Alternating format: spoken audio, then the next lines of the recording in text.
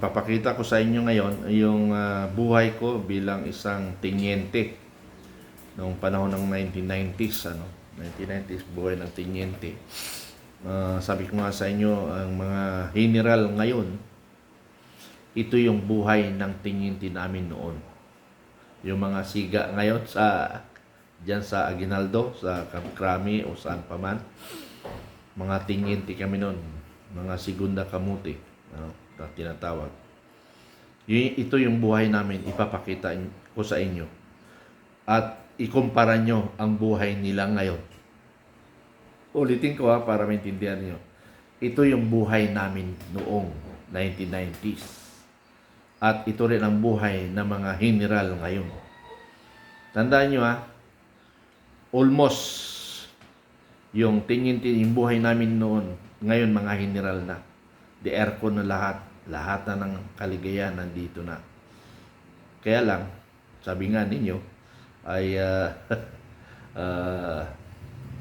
hindi nila nagagampanan ng trabaho. So, maaaring hindi pa panahon o maaaring hindi pa yung talaga ang tamang pagkilos ng bilang isang kawal ng Pilipinas. Pero panoorin nyo kung paano kami.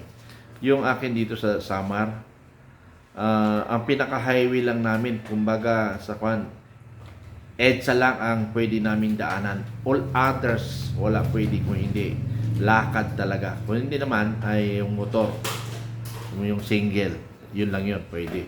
Pero limited range, single makapasok. Makita nyo single kanina, ganon yan, ganon. Pero pag tagulan, wala na talaga.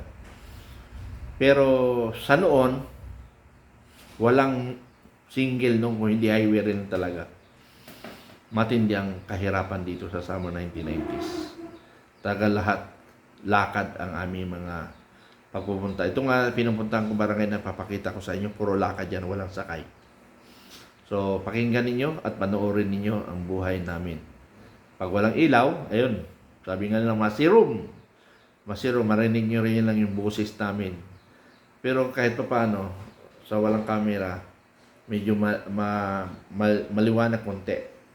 Kumbaga, silhouette, yung mga nakikita mo, hindi talaga makikilala mo kung sino yung kaharap mo. Pero kung magsalita, maaaring makilala mo na. So, yan ang buhay namin noon bilang isang tenyente noong 1990s. Ngayon, bilang isang general, ayun, nakita nyo yung buhay.